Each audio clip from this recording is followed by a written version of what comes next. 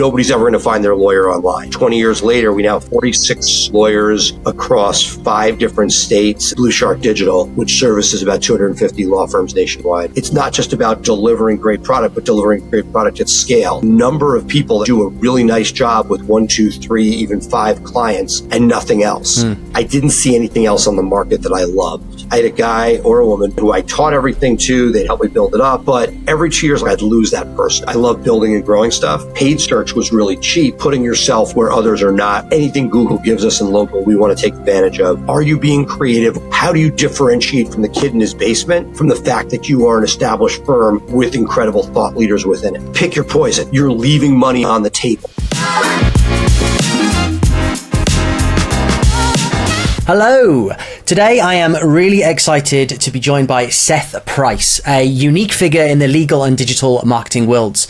Seth is the founder of Blue Shark Digital, which is a top-tier marketing agency, and the managing partner at Price Benowitz LLP, which is a law firm he helped scale from 2 to 40 lawyers in under a decade. With his dual expertise in law and digital marketing, Seth is here to share invaluable insights on effective marketing strategies for law firms and the evolving landscape of legal lead generation. Welcome today. Thank you so much. Great to be here, Chris and Nick. Hey, Seth, thanks for coming on. To start, why don't you tell us about your background and how you got started in marketing? You know, sort of the accidental agency, if that's from that point of view. I was a lawyer. My dad was a lawyer. I came out of undergrad in 91 after the go-go 80s had sort of been gone. The 80s were, for those that are too young, were like this amazing time. Wall Street was exploding, and then things cooled off. And when I got out of college, so I went to law school to sort of hide for a couple of years, ended up coming out in 95 before things started heating up as much as they ended up doing in the late 90s, and did a couple of years at a big law firm. Wasn't for me. I wasn't really good at it, didn't love it. I just wanted to be a client. The clients were doing the cool stuff, and we were just doing boring paperwork to sort of paper their deals. So I went to New York during the late 90s, during the dot-com bubble, and was instrumental in a founding employee of something called uslaw.com, which was a precursor to FindLaw or LegalZoom and that type of law online. Lawyers, when you said, would you want to be on our directory, they would like, nobody's ever going to find their lawyer online. Those were the words we would hear. And the bubble burst on the first dot-com bubble, middle of 2000, and beginning of 2001, everything's gone. And licked my wounds. And my buddy from college law school, a fraternity brother that I went to law school with, he wanted to practice. He's a lawyer's lawyer, and I was not. And so we divided and conquered. From day one, I didn't have cases. He was the chief legal officer. I was the chief marketing operations, and, built a website, hired another lawyer, built another website. And 19, almost 20 years later, we now have 46 lawyers across 5 different states and the District of Columbia, various practice areas, but really has been a marketing first play. And 10 years ago, almost, we took the digital team from the law firm and spun it into what is today Blue Shark Digital, which services about 250 law firms nationwide. Wow. That's awesome. I love the sort of organic growth story from that. So that must give you a real unique perspective then, especially to potential prospective clients, to be a lawyer and also a law marketer. Yeah, I mean, it's, for better or for worse, I'm part of the sausage making. And I think it's been helpful in some respects. You can't unsee what you've seen for yourself. This isn't just the pain points for lawyers. You got to be at the phone ring. That's a given. But the number of lawyers that are awful at the intake process. In my firm, it's a roller coaster. You got it, then you build, and something breaks, and then you hire somebody good, and then somebody good turns bad. It is a really, really tough thing converting the marketing. So marketing itself, I love, and to me, that's, I don't want to say easy part, because it certainly isn't, but the idea is not for the faint of heart, and that there are different challenges. There are challenges, 0 to $500,000, $500,000 to $1 million, $1 million to 3, 3 to 5, 5 to 10, and so on. And, I've seen all of it. We're now a multi-8-year law firm, and that just like scaling the digital marketing agency, it's not just about delivering great product, but delivering great product at scale. If you're talking to marketers, I'm guessing that there are a number of people that could do a really nice job with 1, 2, 3, even 5 clients and nothing else. But the moment you start adding scale, those levels of complexity are are challenging and you want to make sure that you have your systems and processes down. Same for a law firm as for an agency, because if you don't, you're not going to be able to deliver quality, and that's what it's all about. So how did you decide, you're building up the law firm. What's the thought process there? Like, I'll turn this into an agency. Was it just like, hey, we've really nailed this, we could offer this, or were you just yearning to do something different? What was the thought process there? Great question. It was a multifaceted answer, I think. First, I didn't see anything else on the market that I loved. There's got to be a better way, to quote the Shark Tank truism, right? That was first. Second, my story was in the first 10 years of the firm, every 2 years, I had a guy, once it was a woman, but I had a guy or a woman who would be with me, be my wingman, would be sort of my marketing executive person who I taught everything to. They'd help me build it up. Slowly, there was a little scale under us, but every 2 years like clockwork, I'd lose that person and they'd go off to do something. Usually not in my world, right? One was, went off to solve the AIDS problem in Europe. Somebody else became a sports agent. But bottom line is I was left holding the bag every 2 years. And that got old. I had this amazing person that was homegrown who had been an intern, worked up through the ranks of marketing, then took over the marketing department. And I wanted to give opportunity. And so when marketing became a profit center, not a cost center, it allowed us to invest in ways that we had never done so before. And that was it was great for the firm because it stabilized our marketing there. And it was great for the people at the agency or at the firm's in-house agency because now they had opportunity. In-house sort of caps you at a certain point. Mm-hmm. And here we were able to give people a career path, not just a job. That's awesome. So is your day-to-day now is in the marketing agency? Is your business partner still running the law firm? Theoretically, look, for better or for worse, I'm running both. Right. If you guys are familiar with EOS, the org chart there, I sit the visionary seat for each. And so my goal is not to be doing a ton day to day. Like most entrepreneurs, you come and you plug the holes when there's an exit that's at the level that you need to deal with, or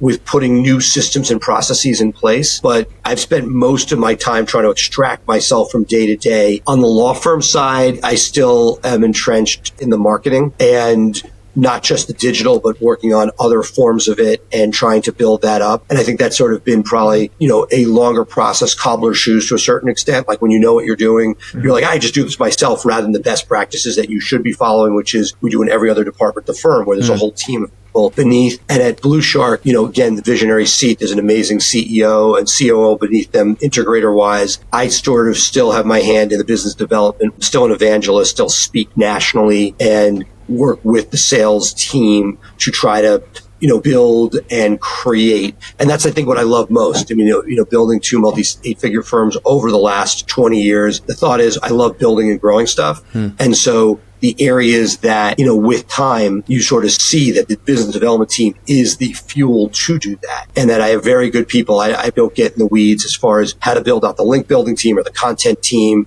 or even the paid team. There are people that are doing that and doing an amazing job. And we go through our L10s and our quarterlies and really try to put rocks in place to get to the next level. But the area that I personally spend the most time on right now is thinking about how are we creating something even greater than what we have today. It's a good place to be. And I think when you have each department that is running itself and you're working with, someone who's the head of that department to keep growing it, that's a really good place to be in. Okay, so let's talk about marketing. We're all marketing dorks here. So I'm curious to get into, or eager to get into, the strategy for law firms. Could you just walk us through what are the major elements for a law firm when it comes to like driving traffic and leads? There's no right or wrong answer. Everybody's got their own sort of favorite piece. I was digital first.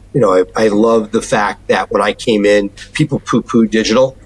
Even the TV players were poo-pooing digital. And so to me, organic search was the epicenter of what I focused on over time, and again, back in the day, paid search was really cheap. Paid search, which is now divided between LSAs and PPC, has become extremely expensive and not even viable in certain markets. So to me, the number one thing for a B2C law firm, business to consumer law firm, as opposed to a B2B law firm, would be having a great organic presence. And then over the last 5 years, really focusing on local search and making sure not only did you have the organic presence, but you had the map pack, the Google business profile, built out a review strategy. And so the intersection of organic and local, to me, has been what I've seen the most success, whether you're an established player or somebody with less resources. When you're not the 1,000-pound gorilla, right? Then the question is, how do you do something to compete against them? And local search is one of the ways to do that, which I'm really passionate about, building out an organic presence and then finding offices. I like the analogy of Moneyball, putting yourself where others are not. The proximity update of a few years back gave a smaller radius for each office.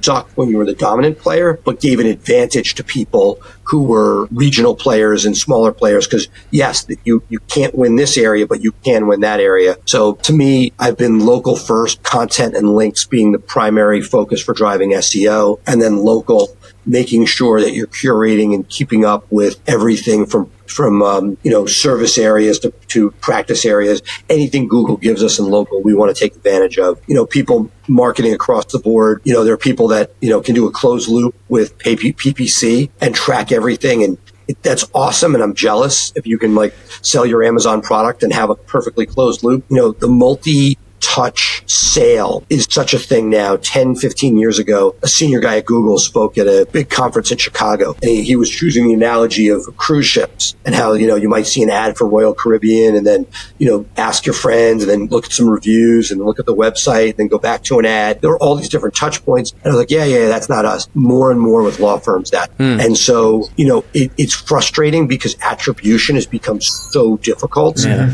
And so I think that you have to take a little bit of a leap of faith, but not ignorantly. You want to focus on brand because brand is so important. But for a lot of people, they don't have the resources to get there. So you're sort of balancing out, how do you get direct search traffic that will convert while at the same time knowing that if you ignore brand, you're giving up on an opportunity. Okay, so you mentioned content and links as part of the first port of call for an organic strategy. So could you walk us through what you're seeing that's working in terms of content, keyword research? What's working now? How do you approach that? I would say that there are lots of different things you can focus on, but at the end of the day, high quality content is going to surpass. As a lawyer, you know where you want to be found generally. There's some eclectic practices that are different. And that the first is making sure that you are, making sure that you have the fundamentals in place, right? Mm-hmm. If you want to be found for car accidents in a given jurisdiction, one page of content's not going to cut it. Do you have that library of content that's there?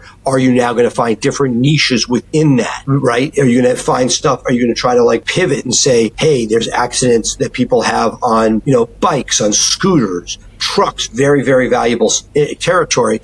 Generally, the idea that you put up one page, set and forget it is not going to work in a competitive or even semi-competitive market. And so the idea is, are you being creative? Are you going deep? Are you answering questions? And yes, there are all sorts of tools, and AI is awesome for coming up with content ideas. All of that's there, and that's part of the sausage making. But at the end of the day, I think that people need to realize that it's, as Nike says, just do it. First, do you have the basic content? Second, are you going to be able to sort of what was rich snippets, what now may be AI content that's being shown? Are you there answering the questions that people are asking? Primary, and then secondarily in competitive markets, are you finding stuff that is second tier, more randomly asked questions? Can you anticipate some of those? And then as you build out your content further, those more, I don't want to say arcane, but those less searched questions, those pages of content could be pages of support content for the higher level content, and continuing to focus on being that authority, showing Google you don't just have a myopic view of this, but you are somebody that has all this information and that Google sees you as that authority. How do you differentiate from the kid in his basement from the fact that you are an established firm with incredible thought leaders within it? So a lot of that content is based on, showing you have the authority, the expertise. Obviously, you can show off your thought process a lot through that content. Do you feel that the blog is a good lead generation source? I mean, you're going to have the keywords that are more focused on something where someone's looking for a solution. But let's get beyond that, where we're talking about more supportive content. Does that kind of content tend to work for lead generation? I think it's whatever resonates with Google. If you can do it within, I'm going to take you back. So there was a huge debate a number of years ago. Do you have a separate blog that was not commercial versus do you have the blog on your site? I was always, hey, I'm an SEO guy. I want the traffic. If I'm going to spend that time, I want the traffic on the main website. And the idea that it's a separate blog that's not commercial, I think that ship has sailed. Everything's commercial. Right? So the idea is, and frankly, the way Google shows search results, you could have both. So I answered a question you didn't have, which is, can it be there? I think First, get fundamental information. When it comes to blogs can be incredibly powerful if done legitimately. So if you guys are doing a blog where you're talking about your thoughts on marketing, that's awesome, right? But if you just have a blog with regurgitated content that's filling the beast, I'm less excited. I'd rather put that information into evergreen content, good evergreen content that will support landing pages and will build out answers. So the blog itself can be a one-off topic, and I love that, and that can be incredibly powerful. And if Google likes that blog page, it can go to the moon and back. But that said, I believe that same effort put into a page of content on your site, well optimized with the right, meta description, title tags, all that good stuff, that can have as good an impact. And so pick your poison. A blog done right, absolutely. A blog to check the box doesn't really move the needle. Okay.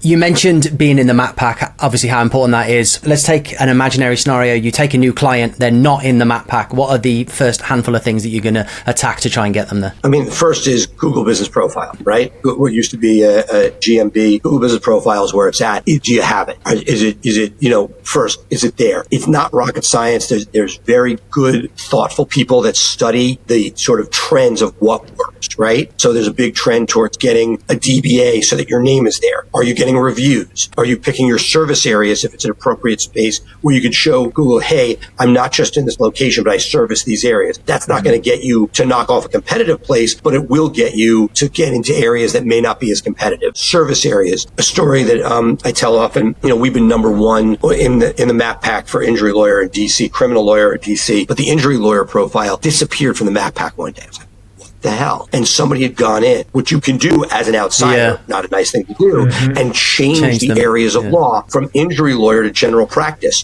Boom, gone. Because if you're an injury lawyer and you're not putting injury lawyer as your top area, there's too much competition. Google's going to find somebody else's area. They're not going to show a general practice lawyer up over the dozens of injury lawyers fighting for this. So, long story short, it's making sure it's something as basic as that. That's an area where changing the practice area to what you want to be found in can be a game changer. 10 reviews. Google doesn't tell us much directly, but 10 reviews is a magic number. And I'm always amazed. I find able-bodied humans with law degrees that are sitting there with like single-digit reviews. And I'm just like, guys, I now preach that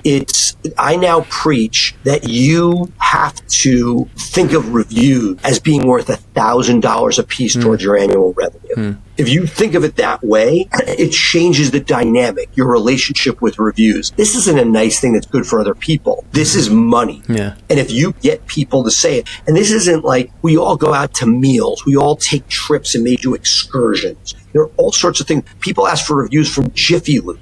Everybody wants reviews, right? Yeah. And just asking for it by email, we ignore our emails, right? But text messages, we read our text messages, right? If we don't have a thoughtful process to get reviews, you're leaving money on the table. And that's part of it. And if you don't, the next generation is going to do it and they're going to kick your ass. So if you don't have that process and make it part of the firm, I thought you had to ask for reviews at the end of a case. Instead, asking for them when somebody calls and you can't help them, but you get them another lawyer.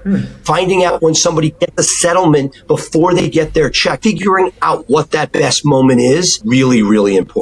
That's interesting because I think everyone probably thinks of it as a standard, step 12, you ask for the review. I also think it seems to be like the higher tier of service or the more expensive, the more people struggle to ask for the review. I feel like Jiffy Lube has no problem asking for the review.